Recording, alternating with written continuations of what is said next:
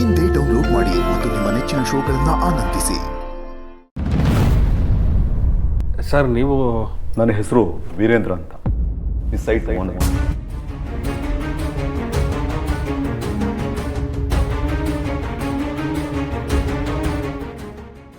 Veena, coffee ತಗೊಂಬರೆ ಹೋಗಿ ಬೇಗ.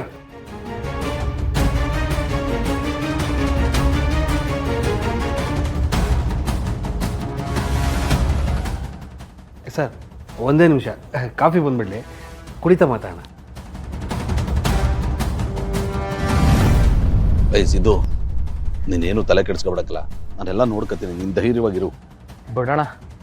Madam ಅವ್ರು ಎಲ್ಲಣ್ಣ? ಇಲ್ಲೇಲೋ ಇತ್ತು. ಇಲ್ಲ ಬಂದ್ರು ನೋಡ್ಲಾ. ಮೇಡಮ್ ಅವರೇ, ನಾನು ನಿಮ್ಮ ಜೀವನಕ್ಕೆ ಬಂದು ನಿಮ್ಮ ಜೊತೆಲಿರೋದಕ್ಕಿಂತ ದೂರ ಇದ್ದು ನೋವು ಕೊಡೋದೇ ಜಾಸ್ತಿ ಆಗೋಯ್ತು. ನನ್ನ ಕ್ಷಮಿಸ್ಬಿಡಿ ಮೇಡಮ್ ಅವರೇ. ಸಿದ್ದು ಅವರೇ, ಹಾಗೆಲ್ಲ ಮಾತಾಡಬೇಡಿ. ಸಮಯ ಅನ್ನೋದು ಯಾವಾಗಲೂ ಒಂದೇ ಥರ ಇರಲ್ಲ. ಒಳ್ಳೇದಾಗಕ್ಕೆ ಶುರು ಆದಾಗ ಯಾರೂ ಅದನ್ನು ತಡೆಯೋಕ್ಕೂ ಆಗಲ್ಲ.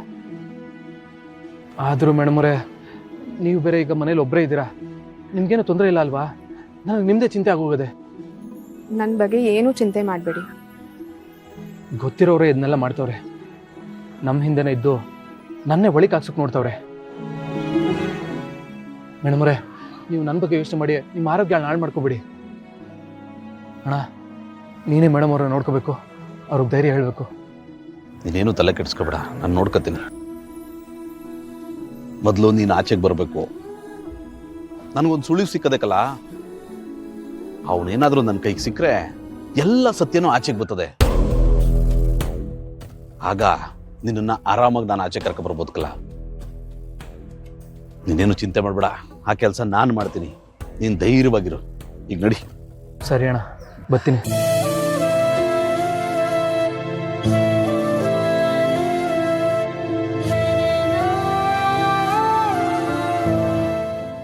ಭಾನುವ,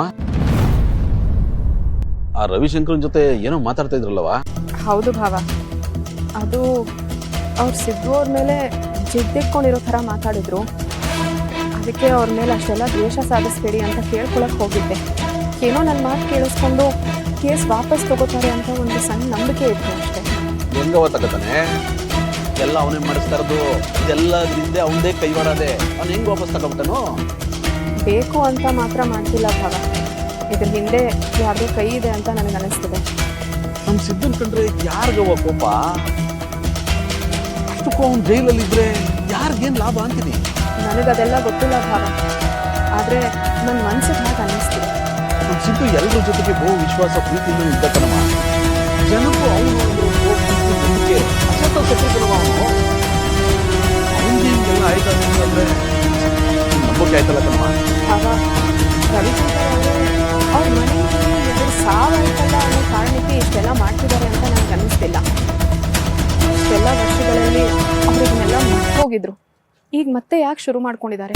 ನೀವು ಹೇಳೋದು ಸರಿಯಾಗದೆ ಕಣವ. ಇವರಿಷ್ಟೆಲ್ಲ ಯಾವ ಕಾರಣಕ್ಕಾಗಿ ಮಾಡ್ತಾ ಇದಾರೆ ಅನ್ನೋದೇ ಗೊತ್ತಾಯ್ತಲ್ಲ. ಮೊದಲು ಅದ್ ಯಾವ ಕಾರಣ ಅನ್ನೋದನ್ನ ಕಂಡುಹಿಡಿಬೇಕು ನಾವು.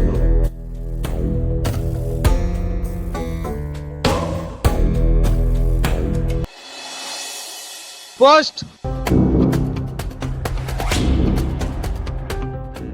ಲಕ್ಷ್ಮಿ, ಯಾಕೆ? ಓ, ನಿಮ್ಮ ಅಣ್ಣನ ಮನೆಯಿಂದ ಇನ್ವಿಟೇಷನ್ ಬಂತು ಅಂತ ಬಂದ್ಯಾ? ಆ ಪೋಸ್ಟ್ ಬಂದಿದ್ದು ಪಕ್ಕದ ಮನೆಯವ್ರಿಗೆ ಯಾರಿಗೋ. ಹೌದಾ? ನಮ್ಮ ಮನೆಗೆ ಬಂತೇನೋ ಅಂದ್ಕೊಂಡೆ. ನಮ್ಮ ಅಣ್ಣನ ಪರಿಚಯದವರೊಬ್ಬರು ಸಿಕ್ಕಿದ್ರು. ಅವ್ರು ಹೇಳಿದರು ಇನ್ವಿಟೇಷನ್ ಮಾಡಿಸಿದ್ದಾರೆ, ನಿಮಗೂ ಕಳಿಸ್ಬಹುದು ಅಂತ. ಅದಕ್ಕೆ ಅಣ್ಣ ಕಳಿಸಿದಾನೇನೋ ಅಂದ್ಕೊಂಡೆ. ಒಂದು ವೇಳೆ ಹಳೆ ಅಡ್ರೆಸ್ಸಿಗೆ ಏನಾದರೂ ಕಳಿಸಿರ್ಬೋದಾ? ಒಂದ್ಸಲ ವಿಚಾರಿಸ್ತೀರಾ? ಪೋಸ್ಟ್ ಮ್ಯಾನ್ ನನಗೆ ಚೆನ್ನಾಗಿ ಪರಿಚಯ ಇರೋನು ಲಕ್ಷ್ಮಿ. ಆ ಮನೆ ಬಿಟ್ಟು ನಾವಿಲ್ಲಿ ವಾಸ ಮಾಡ್ತಾ ಇರೋದು ಗೊತ್ತು. ನಮ್ಮ ಅಡ್ರೆಸ್ಸಿಗೆ ಬಂದಿರೇ ನನಗೆ ಕೊಡ್ತಿರ್ಲಿಲ್ವಾ? ನಮ್ಮ ಅಣ್ಣಂಗೆ ನನ್ನ ಫೋನ್ ನಂಬರು ಗೊತ್ತಿಲ್ಲ. ಇಲ್ಲಾಂದರೆ ಫೋನ್ ಆದರೂ ಮಾಡ್ತಿದ್ನೋ ಏನೋ. ಏನು ಮಾತಾಡ್ತೀಯ ಲಕ್ಷ್ಮಿ? ನೀನು ನಿಮ್ಮ ಅತ್ತಿಗೆ ಫೋನ್ ಮಾಡಿ ಮಾತಾಡಿದೆ ತಾನೆ? ನಿನ್ನ ನಂಬರು ನಿಮ್ಮ ಅತ್ತಿಗೆ ಫೋನಲ್ಲಿ ಇರುತ್ತೆ. ಅವ್ರೇನು ಫೋನೇ ಮಾಡಬೇಕಾಗಿಲ್ಲ, ಅವರೇ ಬಂದು ಕರಿಬೋದಿತ್ತು. ಹೋಗಲಿ, ಯಾರ ಕೈಲಾದರೂ ಹೇಳಿ ಕಳಿಸ್ಬೋದಿತ್ತು. ಅದೂ ಬೇಡ, ಆ ಕಾರ್ಡ್ ಮೇಲೆ ಶ್ರೀನಿವಾಸು ಮೆಕ್ಯಾನಿಕ್ಕು ಅಂತ ನಮ್ಮೂರು ಹೆಸರು ಹಾಕಿದ್ರೆ ನಮಗೆ ಬಂದು ತಲುಪುತ್ತೆ. ಕರಿಬೇಕು ಅಂತ ಮನಸ್ಸಿದ್ದವ್ರಿಗೆ ಹೇಗೆ ಬೇಕಾದರೂ ವಿಷಯ ತಿಳಿಸ್ಬೋದು. ಅವ್ರಿಗೆ ನಮ್ಮನ್ನು ಕರೆಯೋದಕ್ಕೆ ಮನಸ್ಸಿಲ್ಲ ಅಷ್ಟೇ. ಹಾಗಾದರೆ ನಮ್ಮನ್ನು ಕರೆಯಲ್ಲ ಅಂತೀರಾ?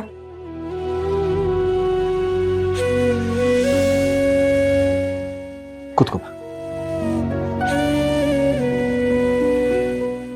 ನೋಡಿ ಲಕ್ಷ್ಮಿ, ನಿಮ್ಮ ಅತ್ತಿಗೆಗೆ ಅಣ್ಣ ತಂಗಿ ಒಂದು ಮಾಡಬೇಕು, ನಿಮ್ಮಿಬ್ಬರ ನಡುವಿರೋ ವೈಮನಸ್ಸಿನ ದೂರ ಮಾಡಬೇಕು ಅಂತ ಆಸೆ ಇತ್ತು. ಪಾಪ ಅವರದಕ್ಕೆ ಸಾಕಷ್ಟು ಪ್ರಯತ್ನನೂ ಪಟ್ಟರು. ಆದರೆ ನಿಮ್ಮ ಅಣ್ಣನ ಮನಸ್ಸಿನಲ್ಲಿ ಏನಿದೆ ಅಂತ ಯಾರಿಗೆ ಗೊತ್ತು? 36-37 ವರ್ಷ ಆಯಿತು. ನಿಮ್ಮಣ್ಣ ಇಲ್ಲಿ ತನಕ ನಮ್ಮ ಜೊತೆ ಒಂದು ದಿನ ಮುಕ್ತವಾಗಿ ಮಾತಾಡಿಲ್ಲ. ಆಗ ನಡೆದಂಥ ಘಟನೆ ನಿನಗೆ, ನಿಮ್ಮ ಅಣ್ಣನಿಗೆ, ಅಪ್ಪನಿಗೆ, ಅದಕ್ಕೆ ಗೊತ್ತು.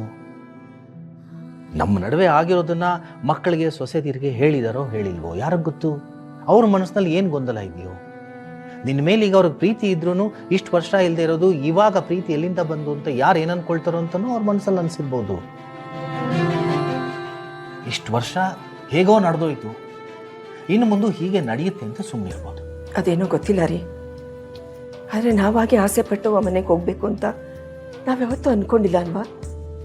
ತಾಯಿ ಇಲ್ದೇ ಇರೋ ತವರಲ್ಲಿ ನಮ್ಮತ್ತಿಗೆ ತಾಯಿ ಸ್ಥಾನದಲ್ಲಿ ನಿಂತ್ಕೊಂಡು ನೀನು ಬರಲೇಬೇಕು ಅಂತ ಬಲವಂತ ಮಾಡಿದಾಗ ನನ್ನ ತಾಯಿನೇ ನನ್ನನ್ನು ಕರೆದಾಗಾಯ್ತು.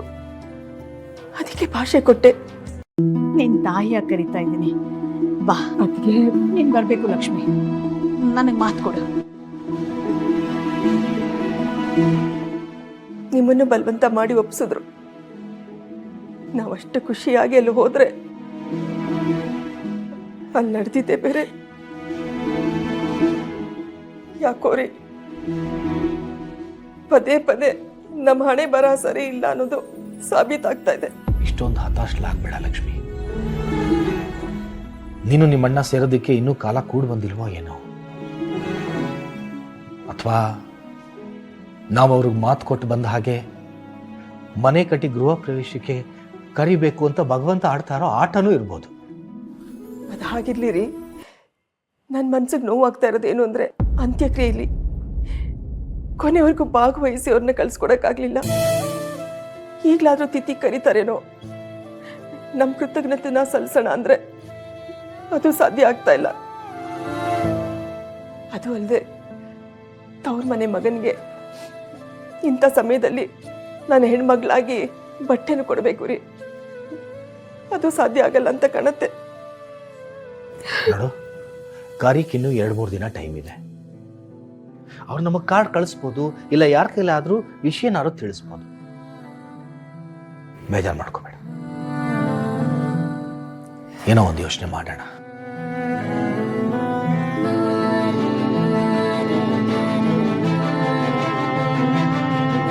ಲಕ್ಷ್ಮೀ ನಿವಾಸ, ಲಕ್ಷ್ಮೀ